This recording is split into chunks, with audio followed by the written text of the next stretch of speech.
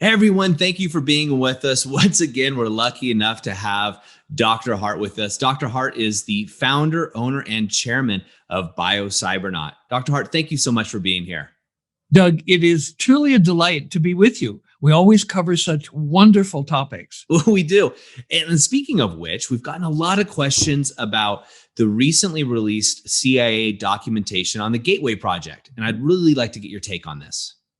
Well, I have had this report actually for a number of years.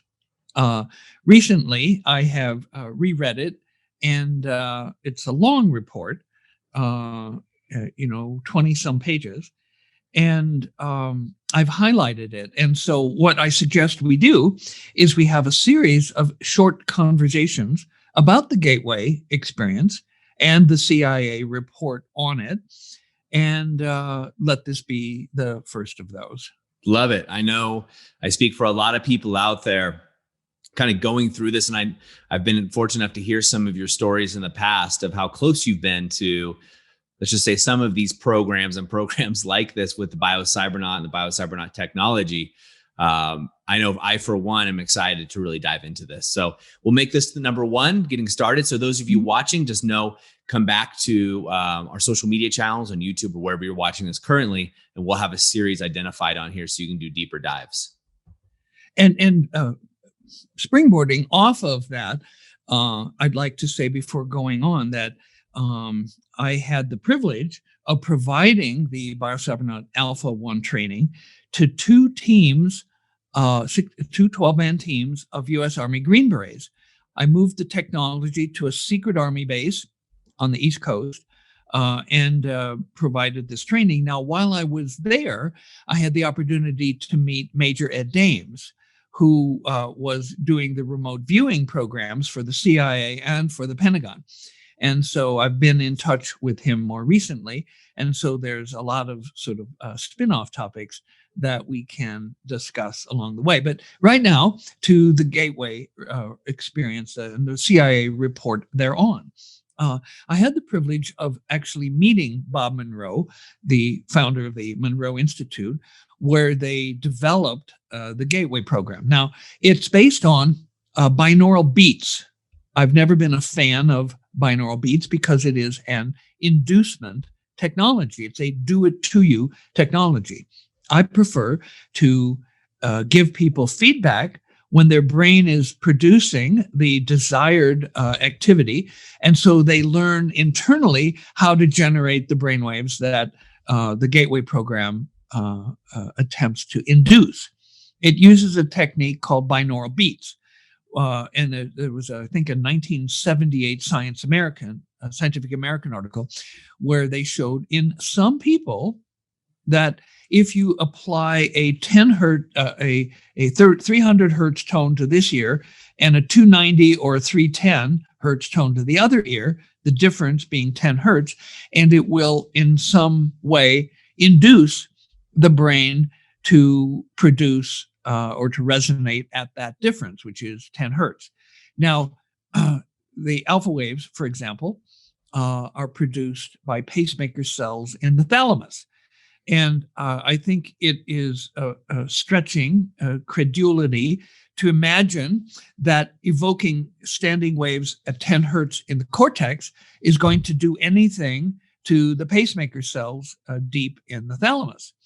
And so we might call this faux alpha or faux theta, false alpha or false theta. Now, at Biocybernaut, we know and we teach that brainwaves rule.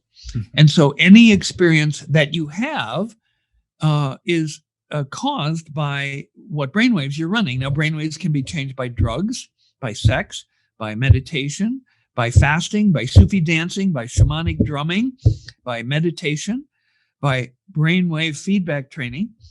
And so, there's, I think, aliloquy, which are morning glory seeds. They contain a drug called aliloquy. It produces LSD-like experiences, but it's toxic, and after 5 or 10 doses, you have permanent brain damage. So yes, it changes brainwaves, but there are, shall we say, side effects, not very pleasant ones in the case of morning glory seeds, and the drug oliloquy. And so what we are seeing in the Gateway report, they talk about transcendental meditation. They compare it to that. And they also compare it to biofeedback. Now, the page on biofeedback really only, in its paragraph 4 in the report, it really only addresses peripheral biofeedback. For example, the hand temperature warming or muscle tension, things like that. The work that they do with brainwaves, they talk about brainwaves, it's very peripheral and it's very primitive. And so we cannot even begin to suggest that the Gateway report provides an adequate review of brainwave feedback as an alternative for the production of the Gateway type experience. In fact, throughout the report, they make continual mention of the importance of having the right brainwaves. Now, they do make some serious mistakes. For example, in paragraph 32, they talk about the role of REM sleep. And they say that REM sleep is the deepest possible level of ordinary sleep and involves complete disengagement of the body's motor cortex functions from the neck down and nearly complete suppression of consciousness in the left brain hemisphere. Well, we know that REM sleep is not the deepest level of sleep. It's a very shallow level of sleep. Sleep is characterized by 4 main stages, and the 2 deepest ones, stage 3 and 4, are characterized by delta waves. And in REM sleep, there is not a complete disengagement of the body's motor cortex function, because people will often thrash around, even like fall out of bed while they're in REM sleep. So the Gateway report is simply wrong when it deals with aspects of brainwaves.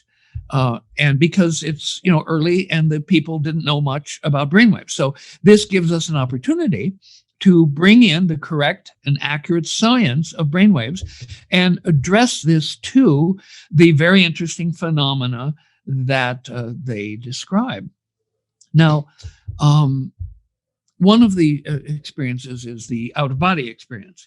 And they, on page 19, in paragraph 29, where they talk about hemisync introduced, they talk about providing protection for people undergoing the Gateway experience out of body, protection against conscious entities possessing lower energy levels, which the participant might encounter in the event that he achieves an out of body state. Well, all the way back to my very first experience with brainwave feedback in Joe Camilla's lab, on my 4th day there, when I was not anybody's experiment, I was not anybody's data, Joe Camilla's girlfriend, Joanne Gardner, I asked her to hook me up, put me in the chamber so I could play, which she did, forgetting that I was there, later going out to lunch.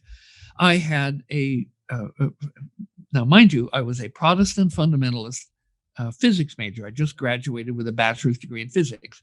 And then I rode my motorcycle from Pittsburgh, Carnegie Institute of Technology, out to San Francisco, Joe's lab. So in this 3 or 4 hour brainwave feedback session, I had profound out-of-body experience. I was flying around the universe. I was meeting up with corporate entities, some of which were a little scary.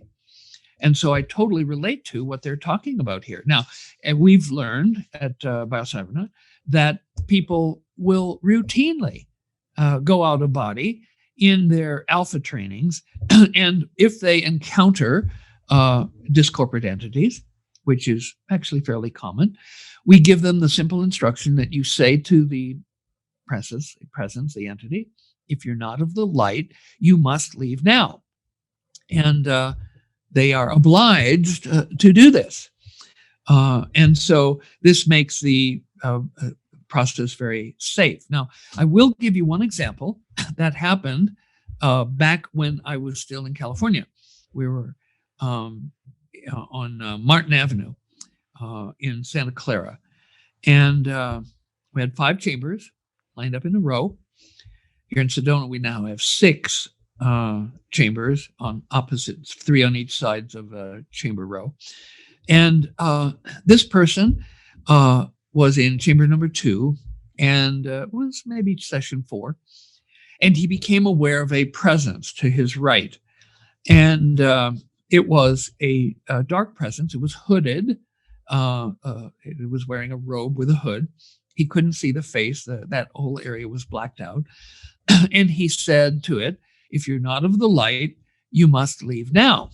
Well, the being, which was apparently seeking to do a possession of him, opened its robe and took out a big knife. Remember, it's an astral being, and it stabbed him in the heart with this astral knife. Well, an astral knife is not going to do anything to a physical being, but it was trying to scare him. And perhaps then in his fear, he might drop his guard and it could then get in and possess him. And so he was not afraid. And he said to it, "Look, I told you to leave now." Well, it's now caught. There's universal law. And so the being was caught having violated a direct command from a human being. And so it was destroyed. It broke into fragments about 6 inches across, irregular shape. And each fragment burned from every edge inward with a purple violet flame. My Celtic teachers both said that negative beings cannot exist in violet light. And it burned from every edge of these pieces in with this violet flame, shrieking in pain because it had disobeyed a command of a human being. Human beings occupy a privileged place in creation. Angels, for example, as powerful as they may be, archangels, one time, Dr. David Hawkins, who has this calibration scale of consciousness, where below 200, there's no integrity. The 400s are the intellect. Love begins at 500. Einstein made it to 499. Unconditional love begins at 540. Enlightenment begins at 600. Jesus, when he was in a body, was calibrated by Dr. Hawkins as having been at 1,000. But an archangel who sent him a rescuing thought when he was in his dark night of the soul, he calibrated the archangel at 50,000 on a scale where Jesus in a body was 1,000. So, but even angels do not have free will. Angels, and the Catholic Church recognizes 9 different species of angels. Angels cannot have an intention different from the will of God, whereas humans do. At one point, Jesus said, "Lo, I have set before you life and death, and do thou therefore choose life." But it's a matter of choice. Humans have free will. And so when a human being says to an astral being, "If you're not of the light, you must leave now," they have to leave or they will suffer terrible consequences. And so this is recognized in the Gateway program, where they say that this program is designed to provide protection against conscious entities possessing lower energy levels, which the participant might encounter in the event that he achieves an out-of-body state. It serves as a precautionary purpose in the unlikely event that the participant's first out-of-body experience involves direct projection outside the terrestrial sphere. Well, you don't have to go outside the terrestrial sphere because many of these entities, light and dark, permeate the physical world. People's guardian angels are understood to be with them all the time. There is an angel pattern recognized here at Biocybernaut, which when people show this brainwave pattern, when I ask them about it, do they see angels? They always say yes. And so one time there was a woman who had very high alpha, very high, and angel pattern. And when I asked her if she saw angels, she said, "Oh, there's hundreds of them around me all the time." And so there are in the terrestrial sphere. It's not that you have to like go somewhere. You just have to like separate from your body, and then you can be in contact with a whole range of astral plane beings. Some of them are hominid with arms and legs, and others of them are blobs of light, and others have, very strange form. If you look back, the Cambrian explosion, life took in a dizzying variety of forms. At the extinction event that occurred at the end of that, it was winnowed back to just a few forms. The four-armed, or four-limbed creatures, the insects, and it was millipedes, of course. But the astral plane beings exist in a multitudinous forms, and through the Biocybernaut training, you can, in fact, encounter them if you want to. Remember one woman, she had a MBA, Master of Business Administration from Harvard, and she had incipient angel pattern. She had centrals higher than occipitals, and she was close to the amplitude threshold. So I said, now, if you bring these levels up a little bit, you'll start to see astral plane beings. Well, then what she saw in the next session was a gecko, a big green gecko, they have suction toes, and it was walking down an invisible glass screen from the ceiling. And when it reached her head parallel with its head, it turns its head sideways, and it said in perfect English, "Hello." And she went, "Ah!" She didn't want to see that. And so you don't have to see these things. But on the other hand, you can. And so there are many correspondences between the things that are talked about in the gateway experience, which are produced by this binaural beat technology, and the experiences that people can and do routinely have at Biocybernaut, which are produced by them voluntarily changing their brainwaves to produce the desired results, the desired experiences. And so in the next talk that we have about this, we can go into more of the details. Thank you very much for bringing this up, Doug. Oh, I'm fascinated. And then, I've been fortunate enough to do my Alpha 1 training and an Alpha 2 training. And so I can imagine what people might be thinking when you're saying, I look at these, I can see an angel pattern in the brainwave. And so I just want to give my definition, my unscientific version of experiencing this is at Biocybernaut. When I was there, Dr. Hardt, you were looking, what happens, you have a printout of your brainwaves through the entirety of your experience, where you can see on charts and graphs what your alpha waves are doing, your theta waves, and where they're crossing over, and the peaks and the valley. All of this comes in, and it almost seems like a thumbprint. So unique to each individual as they're coming in, and you read them so effortlessly that you can tell so much information about an individual while they're there. And it's absolutely fascinating to see that. And you mentioned the angel pattern coming up for people as well. Well, let's say a little bit more about the angel pattern. One of the 24 U.S. Army Green Berets had this pattern. And I began by teaching them how to put on electrodes, because there were 24 heads. That's a lot of heads. And so I had help. They would put on each other electrodes, give them a sense of involvement. And I ran them through the three baselines that we use: eyes open, eyes closed, and the eyes closed with white noise with random beeps to count. And then I had that data, and then I brought them back one at a time for a private interview. Well, with this one guy, big buffed skinhead warrior dude, he had this pattern. Centrals were higher than occipitals. They exceeded all the appropriate amplitude thresholds.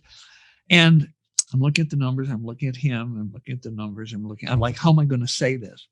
So what I did was I said, do you talk to beings that other people don't see?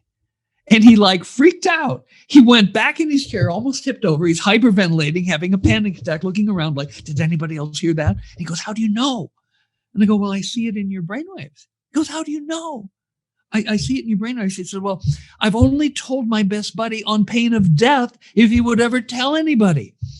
So, and then what he did was he said, well, he didn't see angels. But whenever he was doing his martial arts practice, this old Asian martial arts master would show up and coach him, and nobody else could see the guy. And so, you don't have to be, a new age, experienced meditator in order to have this happen. Now, there are these amplitude thresholds. Now, I'm going to go to a story in a moment which will indicate that there are possibilities for you to see these at lower power levels than the levels at which they force their way into your perception. Many people will say, I'll believe it when I see it. But it turns out that it often works the other way. I'll see it when I believe it. Okay. A lot of people, there was a Time magazine survey some years ago, and it was like 78% or 80% of Americans believe in angels. But does that mean that they'd be comfortable seeing one? There are stories in the Bible about the angel of the Lord appeared to someone and they fell face onto the ground, quaking in terror. And so, sometimes things that are a little out of the ordinary can make certain people frightened. So we, of course, coach people through these experiences. Every training at Biocybernaut has a skilled, certified trainer that I personally train. And so you get to work with these things. Well, we had a woman, this was when I was working with Foster Gamble in Mind Center. They were leasing the Biocybernaut technology to do brainwave trainings for the public. And by the way, that's the first place we ever started to do theta trainings. And that's a different story that we can get into. But this woman came from France writing an article for the big French picture magazine, Le Monde. And our company name was Mindsetter, so she found us pretty easy. And Foster suggested that we give her and her girlfriend traveling with her a 1-hour sample of the training, which we did.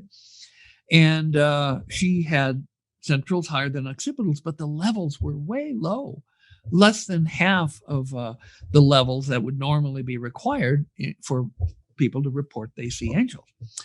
And so I said, oh, well, that's a very interesting pattern. Well, the reporter in her nailed me like, well, what does that mean to you? And I really didn't want to say because, if I tell her about this and she doesn't have the power in her brainwaves to see it, she'd think that I'm Looney Tunes. She'd go back to France and write about Dr. Looney Tunes, who thinks people can see angels. Well, so I resisted for about a half an hour, but she was good. And she kept promising, oh, I won't hold it against you and all of that. So I tell her. And she breaks into this big smile and she said, oh, since I was a little girl, my grandfather in France would take me out into the vineyards at night and teach me how to see fairies and wood sprites. And all of a sudden, I knew that the reason the power levels have to exceed this threshold for most people is because that way the experience is strong enough to break through the disbelief filter that most people carry around. And this is why I began by saying, when you believe it, you'll see it, because when you don't have a disbelief filter, you can actually have these perceptions at much lower power levels. You do still need to have the centrals higher than the occipitals, and 80% of the people that we see have occipitals as their biggest channel. So this is not a common experience, although even people who have routinely occipitals higher than centrals may, for a few seconds or a few 15-second subepics back to back, they may have the central surge. And if they're open, if they are not crushing the perception with disbelief, they may in fact be able to have these experiences. And these experiences are also described in the gateway experience. Remember, brainwaves rule. So whatever technique you use that produces the brainwaves for an experience, guess what? You'll have that experience. And we just have preferences. Instead of inducement, we prefer that people be given feedback so that they can work their way into that experience, and that way they'll have access to it ongoingly. Ownership. I love it. Absolutely. Yeah. Well, Dr. Hardt, I am super excited about having many more conversations about this with you over the coming weeks and possibly months, who knows, as we delve into this much deeper and get feedback. There's a lot of material here, and I've got 20, 30 pages of highlighted comments to make. and over 40 years of experience, more than anybody. That's why they call you the godfather of brainwaves. Thank you, Doug. Thank you, Dr. Hardt. And everybody else watching this, stay tuned for the other episodes coming through. We'd love to see your comments as well. So please leave those for us, and I can direct those to Dr. Hardt as well. Have an amazing day. And thank you so much again, Dr. Hardt. Awesome. Thanks, Doug. Hi, I'm Tony Robbins. Listen, if you are looking to improve your brain, your psyche, your ability, your emotions, your ability to really maximize your performance, and you want to really dig into your brain, my dear friend, Dr. Jim Hardt, and his Biocybernaut program is extraordinary. I've been through it myself. My wife Sage has, members of my family have, and we found it to be truly extraordinary. But it is not for the faint at heart. Unless you're dead serious about really taking things to the next level, don't bother. We went through the Alpha program designed to maximize your ability to create alpha waves. And it was challenging, and it was incredibly rewarding. And I'd recommend it to anybody serious about improving the quality of their lives, or including the quality of their family lives as well. So check out Cybernaut, check out Dr. Jim Hardt. And if you do, I think you'll be really, really pleased. And the entire time you are learning to think, and how you think these electrodes create sounds. And you learn how to put yourself in the zone of alpha. But it's a bitch. It's horrible. I wouldn't recommend it to anybody that wants easy experiences, but I'd recommend it to anybody that wants to grow immensely. And by the first day, I'm like, who do I got to shoot to get out of this thing? Oh, it's me. I'm the one that did this shit. Right? But by the end of the week, all three of us were able to go into this state of alpha. And if you're familiar with alpha, the best way I can describe alpha is there's no problem that can't be solved in alpha. Because every problem that we have was created by us. Thank you for being here and absorbing this information about the science of brainwaves and about the stories of people whose lives have been beneficially altered, improved by doing brainwave training at Biocybernaut. And now I'm reaching out to you to invite you to come and be a part of the Biocybernaut adventure. Biocybernauts are to inner space what astronauts are to outer space. So come and adventure with us. And if you'd like to leave a comment on the videos, you can do that, or there's a link you can click if you'd like to learn more. We welcome you to Biocybernaut.